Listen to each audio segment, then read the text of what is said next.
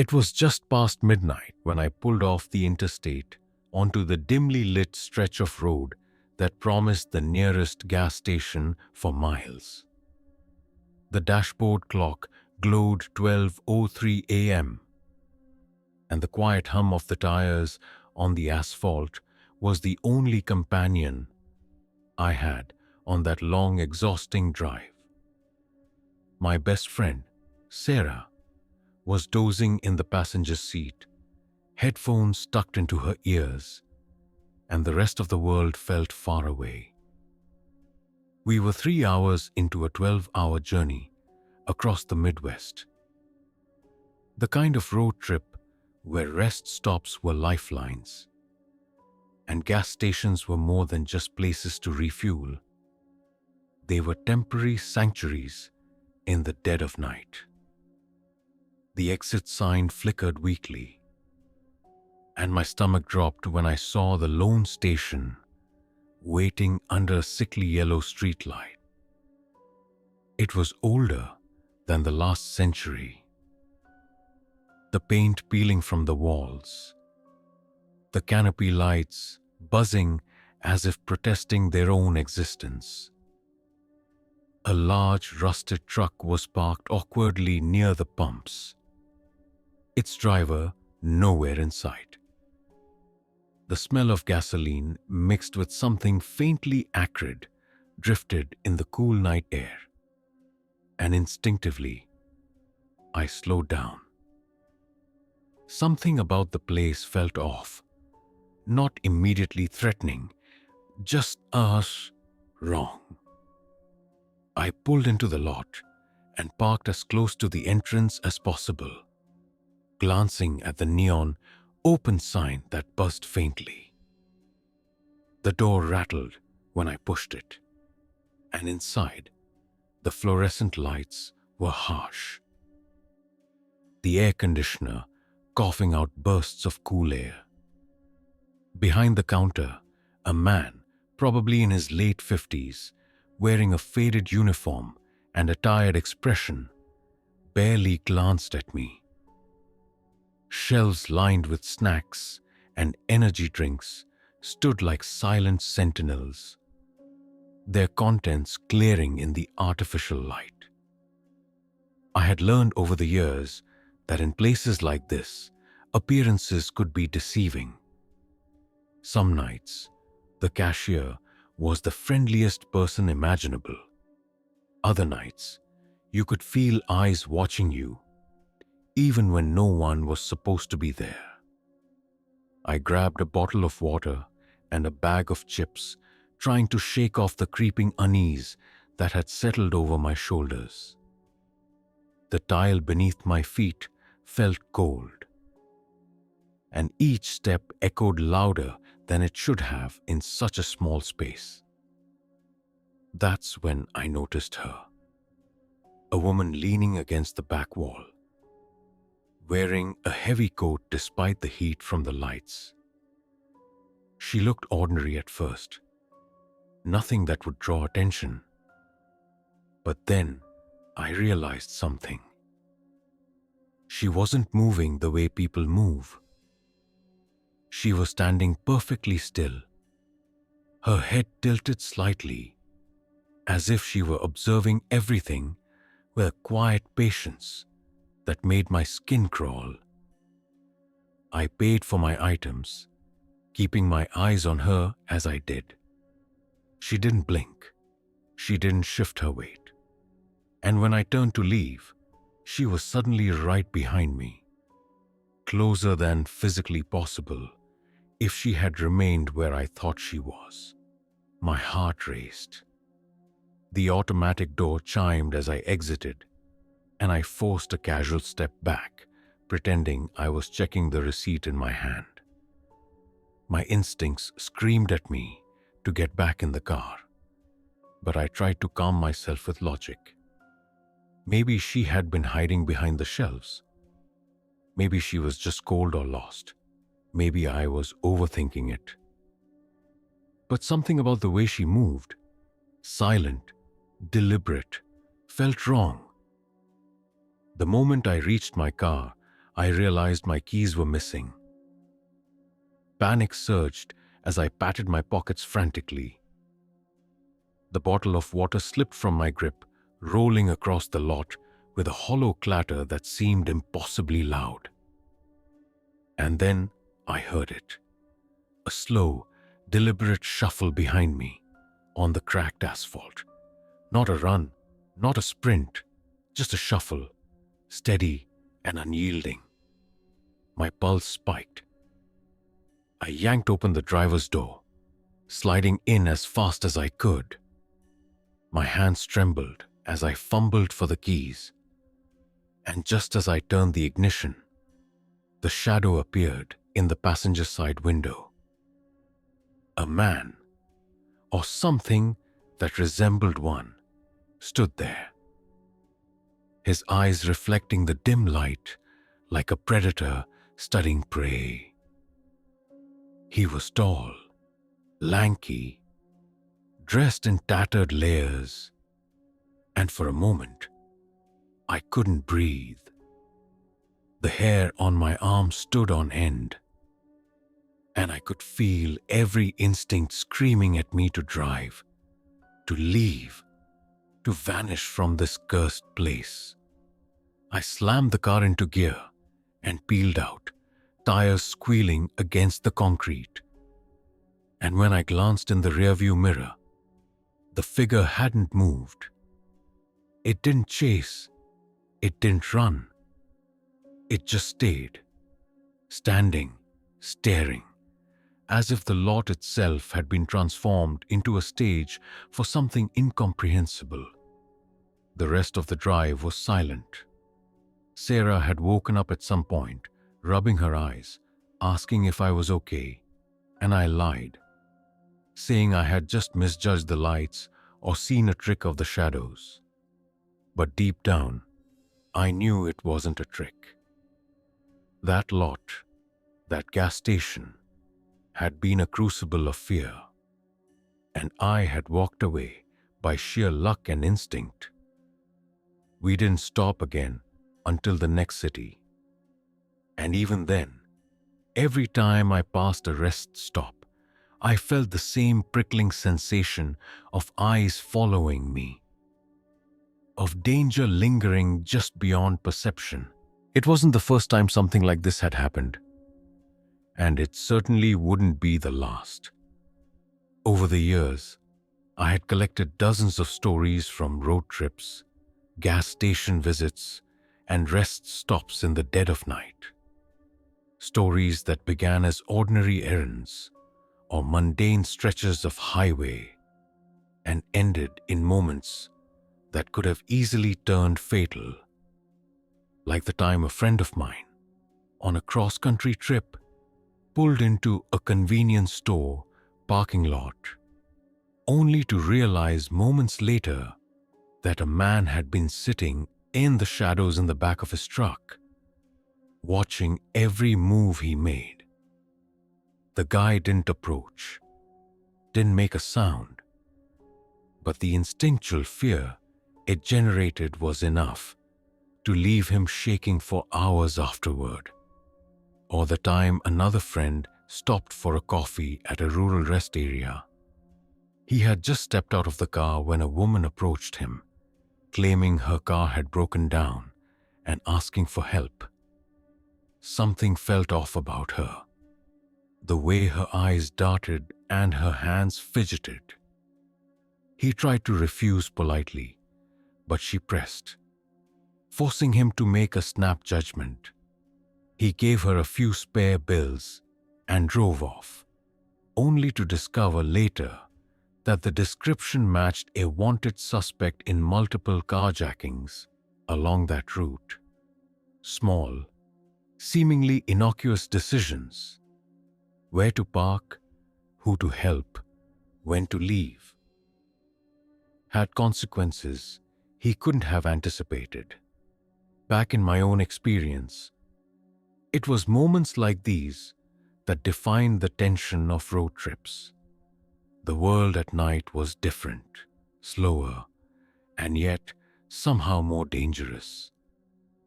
Shadows elongated into impossible shapes. Sounds became distorted, and every passerby became a potential threat. And yet, there was a strange allure to it. The thrill of narrowly avoiding danger, the adrenaline rush that lingered long after the immediate threat had passed. It was addictive, in a way, and part of the reason these stories never get old. The station from that first night became a benchmark for all others. Every flickering sign, every dimly lit corner, every long stretch of road leading up to a rest stop carried with it the memory of standing there, heart racing, wondering if I would make it back into the safety of my car. And sometimes, it wasn't just shadows or strangers that were frightening. It was the realization of how small decisions, a delay of a few seconds, a glance away, a misplaced key, could tip the balance between safety and catastrophe. The human mind craves order, but the night seemed intent on reminding me how fragile that order truly was. By the time we reached the outskirts of the next town, the road seemed almost calm in comparison.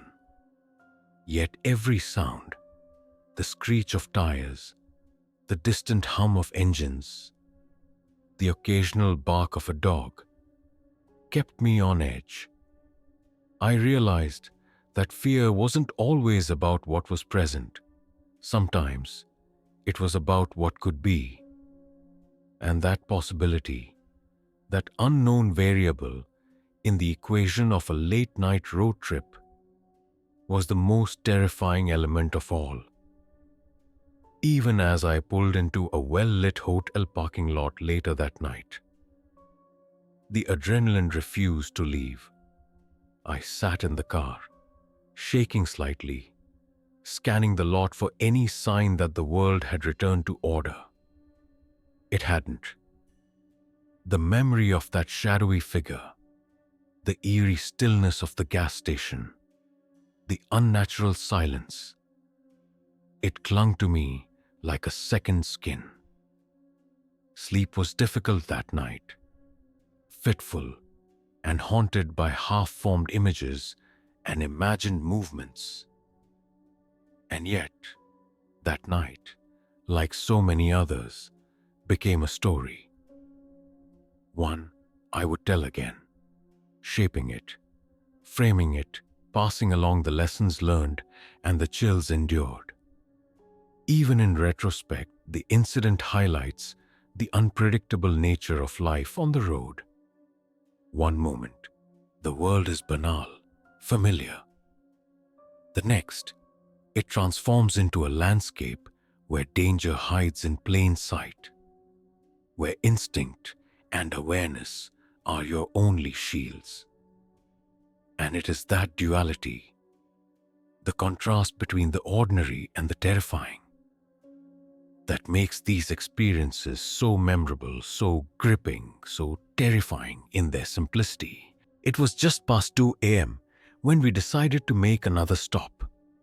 The highway stretched endlessly in front of us, headlights cutting through the darkness like knives. The last stretch had been quiet, almost too quiet. An annoying sense of unease had settled in the pit of my stomach. That's when I saw it. A small roadside gas station tucked behind an overgrown thicket of trees, its neon sign flickering sporadically, as if struggling to stay alive. Something about the place immediately set my instincts on edge. It wasn't the usual warning signs of crime or decay. It was subtle, almost imperceptible, but it screamed wrong. We pulled into the lot, gravel crunching under the tires, and I noticed a lone car parked by the pumps. A man was sitting inside, slouched in the driver's seat, one arm resting lazily on the open window. His face was obscured by the shadows cast from the flickering canopy lights. I didn't feel safe, but we had no choice. We needed fuel, and turning back would have meant another hour of driving on an empty tank.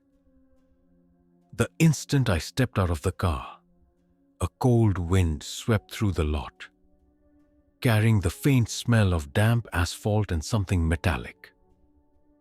My skin prickled. I could feel it. The sense that we were being watched, that the quiet lot was anything but empty. Sarah, sensing my tension, stayed close, glancing around nervously as we approached the entrance. The door rattled as we pushed it open, and the faint jingle of the bell sounded off in the nearly silent store. The fluorescent lights overhead flickered intermittently, creating shadows that danced across the walls. Inside, the cashier barely looked up. He was a young man, probably barely out of high school, with a slack expression and dark circles under his eyes. He muttered something unintelligible when we approached, and I nodded, trying to appear casual. The store smelled faintly of stale coffee and industrial cleaner, a combination that somehow made the air heavier. I grabbed a few energy bars and a bottle of water, trying not to focus on the fact that the shadows seemed to stretch unnaturally, curling along the edges of the room like living things. As I turned toward the door, I noticed movement in the corner of my eye. A woman, or something resembling one, had appeared near the snack aisle. She was dressed in layers that didn't make sense for the warm night air. Her coat was long and tattered, her hair hanging in matted clumps. She didn't move like a living person. Her feet barely seemed to touch the ground, and her eyes, when they met mine, were completely black. The instinctual fear that surged through me was immediate and overwhelming. My brain screamed that something was wrong, that I needed to leave. But my body froze for a second too long. I shook myself and grabbed Sarah's hand, pulling her toward the door. The moment we stepped outside, the wind seemed to grow colder, sharper, as if it were cutting through us deliberately. The man in the truck was gone, leaving the lot emptier than before. My heart was racing, and every instinct screamed at me to get back into the car and drive until I couldn't see the place behind me. I fumbled with the keys, hands trembling, and finally got the engine started. The tires squealed against the gravel as I pulled onto the road, glancing into the rearview mirror. The lot was empty, silent. Yet the memory of the shadowy figures inside felt impossibly real. This wasn't the first time a simple stop had gone wrong, and I knew it wouldn't be the last. My mind drifted back to a trip I had taken with my cousin Mark a few years prior. We were driving through the outskirts of a small town, the kind of place where streetlights were sparse and every car seemed abandoned. We needed gas badly, so we turned off at the first station we saw. It was older, a single-story building with a canopy that sagged under years of neglect. Inside, an elderly man sat behind the counter, polishing a single glass display case, completely ignoring us. As Mark filled the tank, I noticed a young boy standing by the door. At first glance, he seemed normal, maybe 10 or 11 years old, wearing a shirt and shorts despite the chilly evening air. But then he turned to look at me, and I realized something was wrong. His eyes were entirely white. No pupils, no iris. Just blank, unsettlingly bright. I froze, unsure if I had imagined it. But the boy didn't move. He just stared. The hair on my arms stood on end, and a sudden dread settled deep into my chest. I yelled at Mark to hurry, and we got into the car without a word. As we drove away, I glanced back. The boy was still standing in the exact same spot, his blank eyes fixed on the car until we disappeared into the night. Some of the worst moments weren't even supernatural. They were purely human, terrifying in their unpredictability. I remember a friend telling me about a stop she made on a trip through the Southwest. It was late and she was exhausted, but the lot seemed quiet enough. A man approached her, asking for change, claiming he needed gas to get to his sick mother. Something about him felt off. She handed him a few dollars, trying to be polite. But he wouldn't leave. Instead, he started asking questions about her car, her plans, where she was staying that night. She felt trapped, vulnerable, and every red flag in her body screamed danger. She finally walked to her car, slammed the doors, and drove off, only to see him watching from the edge of the lot until she was completely out of sight. Even mundane acts, paying at a register, pumping gas, using the restroom, could turn into terrifying ordeals. One story I remember vividly involved a friend who stopped at a rural rest area to use the facilities. Inside, she noticed a man following her closely, always just a few steps behind, murmuring to himself. When she turned around, he would freeze, pretending to be absorbed in something else. By the time she came out, she realized he had memorized her car and license plate. The next day, she started receiving strange calls from an unknown number, heavy breathing on the other end. The call stopped only after she changed her routine entirely, avoiding that stretch of highway. Contrast, I realized, defined these experiences. Ordinary nights could turn deadly in an instant, and places that seemed safe could harbor unseen threats. A well-lit station could hide a predator in the shadows. A small, quiet town could host a presence more unsettling than anything supernatural. The tension came from knowing that control was an illusion. You could prepare, plan, and anticipate, but a single moment of distraction, a misplaced glance, could change everything. Back in the car, Sarah was quiet, sensing the tension radiating from me. I didn't need to explain. She knew. The shared understanding of having witnessed something off, something that didn't quite belong, was enough. We drove the next 20 miles without stopping, eyes flicking to every darkened lot, an empty stretch of road, nerves taut like piano wires. Even when we reached a town with multiple 24-hour stations, I couldn't shake the memory of the flickering lights, the shadowy figures, the way the night seemed to close in around us.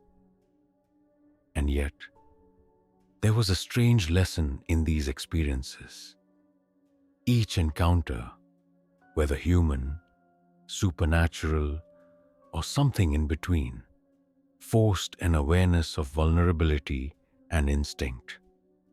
It reinforced the importance of paying attention, of trusting that gut feeling when something seems off. I learned to park near exits, to avoid empty aisles, to keep doors locked, keys in hand, and eyes constantly scanning the environment. Some nights, that vigilance saved me. Other nights, it merely delayed the inevitable feeling of unease until I could finally reach a safer location. The story of that small station with the shadowy woman lingered the longest. For months, I could picture her, in my mind, standing perfectly still, observing, waiting.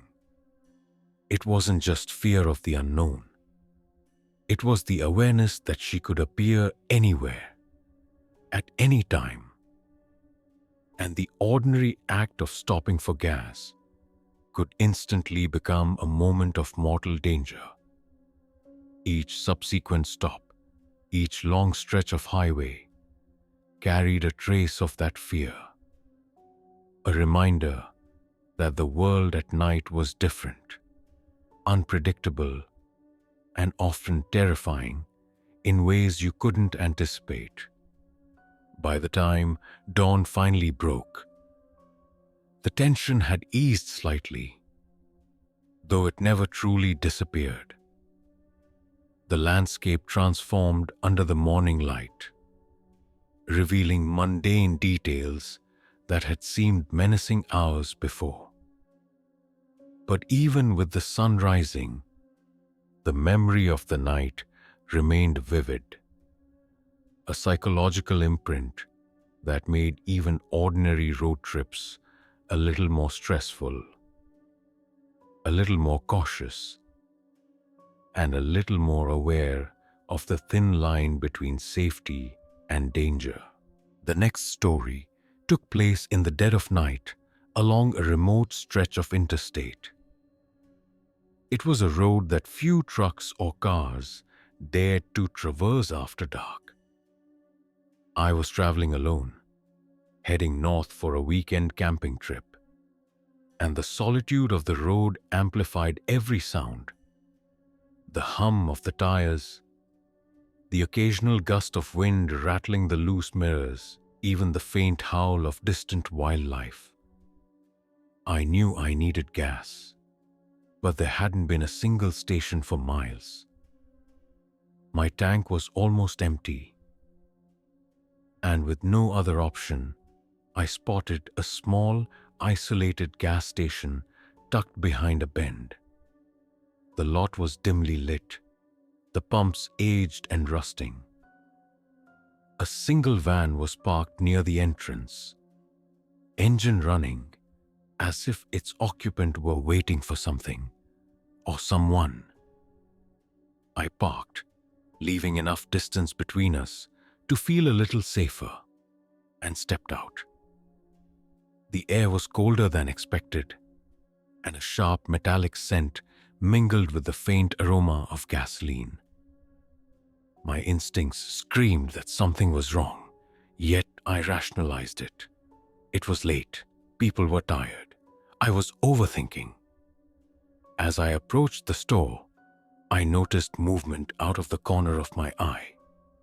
A man had appeared from behind one of the pumps.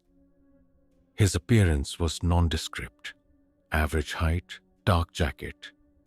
But the way he moved, almost gliding rather than walking, sent a chill through me. I kept my hand near my pocket, fingering the keys as I entered the store. The bell above the door jingled softly, and the cashier, a middle-aged woman with tired eyes, barely glanced up. I grabbed a few necessities, a bottle of water, some granola bars, and a pack of gum, and tried to remain calm, reminding myself that I had no evidence of danger. Then I saw it, a reflection in the glass door of a figure standing just outside. It wasn't moving like a normal person. It shifted unnaturally, almost in jerks, and for a moment, I swore its head rotated slightly, just enough to make my stomach knot. I froze, unsure if I had imagined it, until a cough behind me snapped me back to reality. The cashier had noticed the reflection too, and gave me a quick, nervous glance before pretending to attend to the register. My pulse pounded. I tried to force a calm exterior, paying for my items as quickly as possible, all the while keeping my eyes on the door. As I stepped outside, the figure was gone. The van that had been parked near the entrance was also gone. A cold wind hit me suddenly, raising goosebumps on my arms. I got into my car, double-checked that the doors were locked, and started the engine. The road stretched before me, and the thought of the empty, isolated lot lingered in my mind. For the next few miles, I drove cautiously, glancing in the rearview mirror. Every shadow in the trees and every flicker of light on the road setting my nerves on edge. Contrast framed the fear. By day, it would have been just another gas station, mundane and forgettable. But at night, under those flickering lights, in the silence of the surrounding woods, the same location became ominous, threatening. I realized this pattern repeated across countless stories. Ordinary places transformed by the absence of daylight, the isolation, and the unknown. Simple human habits, stopping for gas, using a restroom, grabbing a snack, became potential points of vulnerability. Another story came from a friend who drove across several states alone late one autumn. She stopped at a rest area after a long stretch of highway, expecting it to be empty. The parking lot was almost deserted, except for a single car parked near the restroom. A man stepped out, tall and broad-shouldered, wearing a dark hoodie that concealed his face. He lingered, as if observing, and as she approached the restroom, he followed at a distance. Every instinct screamed danger, but she tried to remain calm, focusing on the mundane task of relieving herself. When she exited, the man had moved closer, pretending to check his phone while his eyes remained on her. She hurried to her car, started the engine, and drove off, only to see the figure standing at the edge of the lot, watching until she disappeared into the highway lights. Later, she learned from other travelers that the rest area had a history of harassment incidents at night, something the locals knew, but that never appeared in any travel guides. Even when humans weren't directly threatening, the environment itself created tension. I remember a night on a cross-country road trip when my friend and I stopped at a station in the middle of nowhere. The station looked abandoned, but the lights were on. As we entered, the faint hum of electricity and the smell of old coffee filled the air. The aisles were empty, but the shelves were stocked strangely.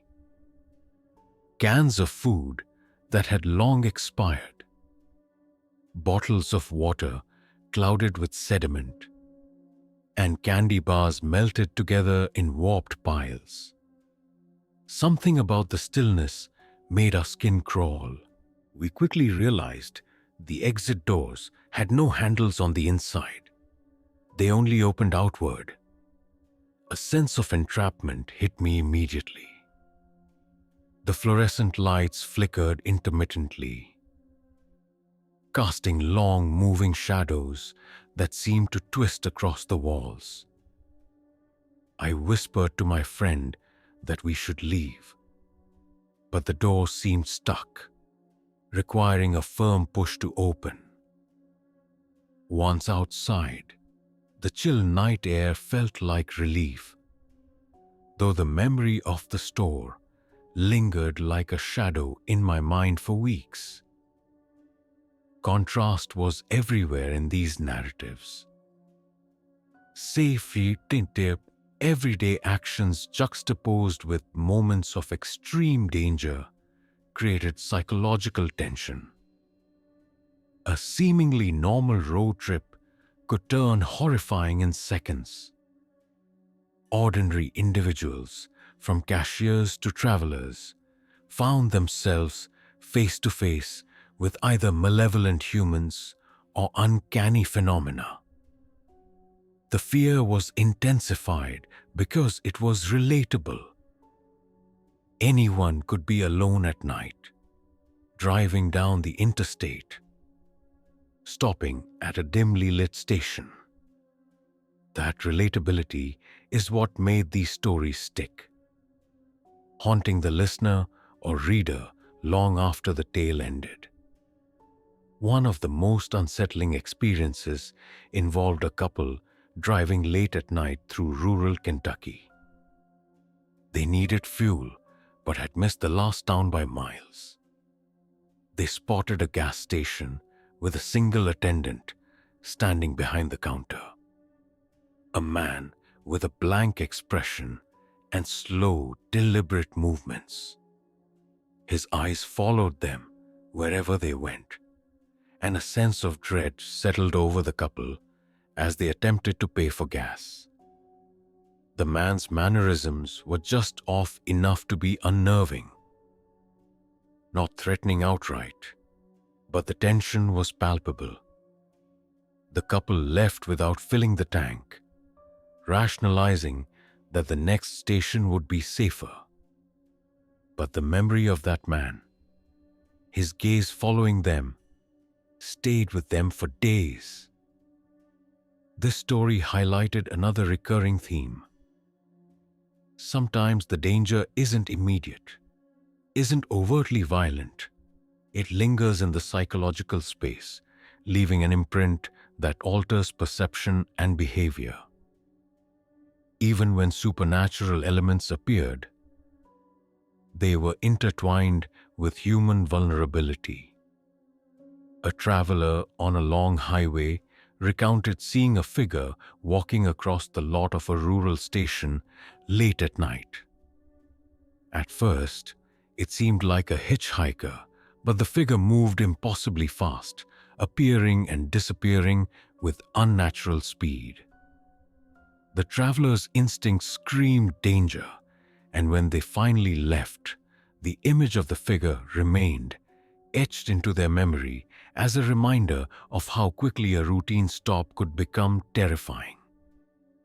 These stories weren't just about fear. They were about contrast, tension, and human perception. Ordinary actions were infused with extraordinary risk. Safe, mundane places became stages for suspense.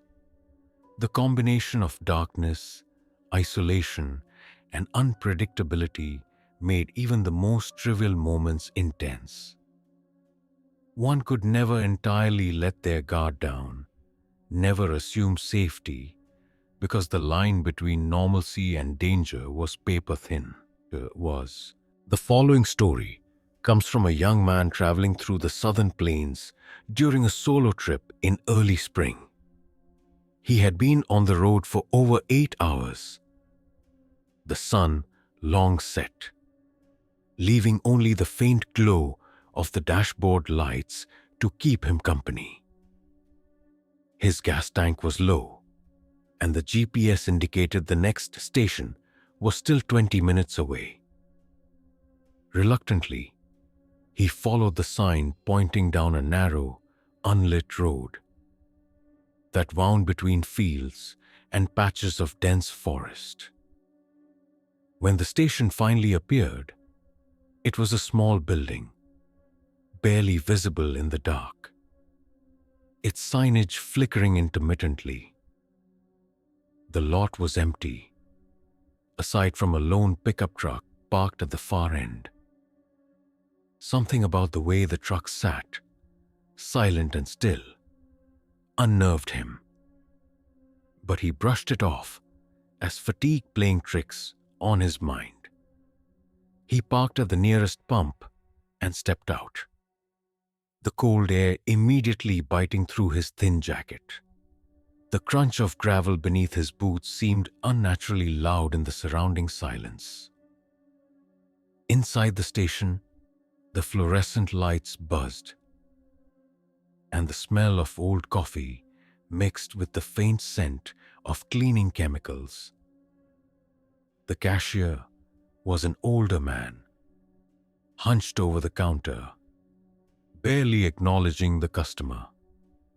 The man's eyes were dull, unblinking, and for a moment, the traveler considered leaving without filling up. But practicality won over fear. He paid for gas and a couple of snacks, keeping his interactions minimal. As he stepped back outside, a movement caught his eye. The lone pickup truck had shifted slightly, though no one had exited or entered it. As he approached his car, a figure emerged from the shadows near the pumps. A man, tall, wearing a dark hoodie, hands shoved into his pockets, was now standing a few feet from the car, seemingly waiting. The traveler froze, the hairs on the back of his neck standing straight up. Every instinct screamed danger, but the figure remained still, expression unreadable beneath the hood. Clutching his keys tightly, he slid into the car, locking the doors immediately. The figure didn't move for several tense moments, then slowly turned and walked back toward the darkness beyond the lot. Heart racing, the traveler started the engine and pulled away, keeping the figure in his rearview mirror until it disappeared into the night. He couldn't shake the feeling of being watched, a lingering unease that colored the rest of his journey. Even miles down the road, the image of the man remained, a reminder that vulnerability was never far from the surface, especially in isolated places. Contrast, again, is crucial in these stories. The ordinary act of stopping for gas, something most drivers do without a second thought, becomes a psychological trap when framed by isolation and unpredictability. The mundane transforms into terrifying in a matter of seconds. Every shadow, every flicker of movement, every slight deviation from expected human behavior is amplified when one is alone, tired, and far from help. A similar story comes from a couple traveling from the Midwest to the East Coast for a family reunion. They were driving late at night along a quiet highway when their car began to sputter, warning lights flashing across the dashboard. A gas station appeared on the horizon, its lights flickering like a beacon in the surrounding darkness. Relief washed over them.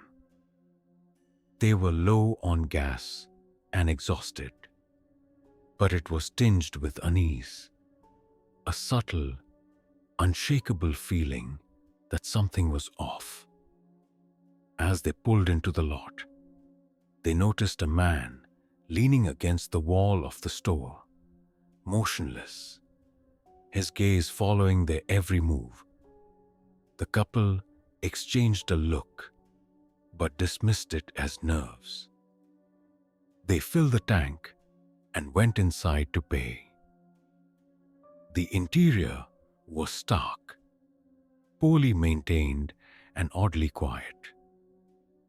The cashier, a young woman, didn't look up from her phone. The man outside, still watching, seemed to grow taller, his presence more imposing in the flickering light. Once back in their car, the couple discussed leaving immediately, but the man didn't move toward them. He just watched. When they finally pulled away, he turned sharply and disappeared into the shadows. The sense of danger, though never realized, lingered, creating a tension that would make them wary of isolated stops for years to come. Another incident involved a group of friends on a late-night drive to a music festival. They were several hours from their destination when one of the tires blew out. Stranded on a lonely stretch of road, they spotted a gas station with a mechanic sign flickering above. They approached cautiously, aware that most stations at this hour were deserted or staffed by a single attendant. As they entered, the lights flickered, casting long shadows across the aisles. The shelves were stocked haphazardly, products strewn in a way that suggested haste or neglect. A man emerged from his back room, his movements jerky, almost unnatural. He didn't speak at first, just stared, a silent observer. The friends bought some water and snacks, eager to leave, but the man's gaze followed them to the door. Outside, they noticed several cars parked unusually close together, as if someone had orchestrated their placement. The group quickly got into their vehicle, tires squealing on the gravel as they sped away, adrenaline coursing through their veins. What makes these stories terrifying is the layering of threats. There's the immediate human element, the man in the hoodie, the silent observer, and the environmental cues. The darkness, the flickering lights, the isolated location. Each element builds upon the other, creating a psychological pressure cooker that makes even a brief stop feel like a matter of life and death. Contrast is also amplified by relatability. Anyone who has driven long distances understands the fatigue, the isolation, and the reliance on roadside services. These ordinary experiences are twisted by unpredictability into moments of acute fear. Listeners or readers are forced to consider their own vulnerability, to imagine how quickly normality can shift to danger. A chilling account came from a woman who traveled alone to visit family during the holiday season. She stopped at a small rural gas station late at night, her car low on fuel. The lot was deserted, except for a lone pickup with the engine running. She entered the store, where the fluorescent lights flickered intermittently. The cashier was absent, and the shelves were dusty, products covered in cobwebs. As she waited, a shadow moved across the wall, and she heard the faint scrape of shoes on concrete. Turning quickly, she saw a man standing near the entrance, his face obscured by a hood.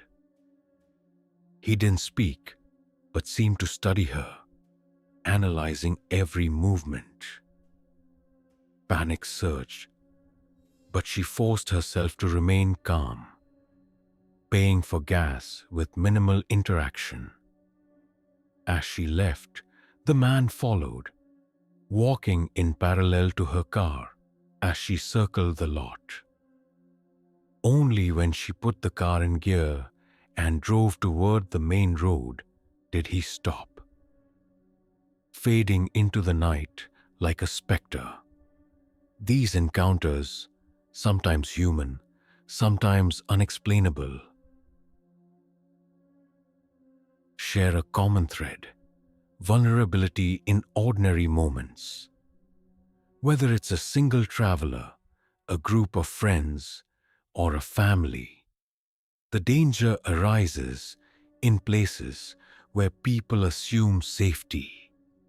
Gas stations and rest stops, symbols of convenience and routine, become stages for suspense, fear, and the unexpected.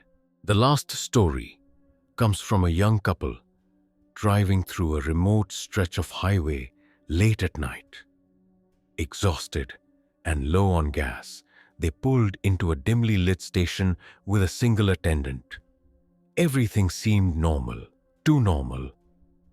As they filled the tank, a man appeared behind them in the lot, hands in pockets, watching silently. Panic set in. They hurried inside, paid quickly, and returned to the car. Outside, the man hadn't moved, his gaze fixed on them. As they drove away, every shadow on the road seemed alive, every distant sound amplified by fear.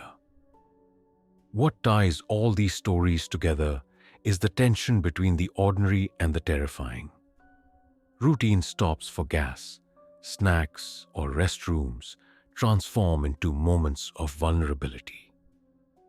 Isolation, darkness, and unpredictability magnify the smallest details into life or death stakes. These tales linger in the mind, reminding us that even familiar places can hide unseen threats, and every choice, even something as simple as stopping for gas, can have chilling consequences.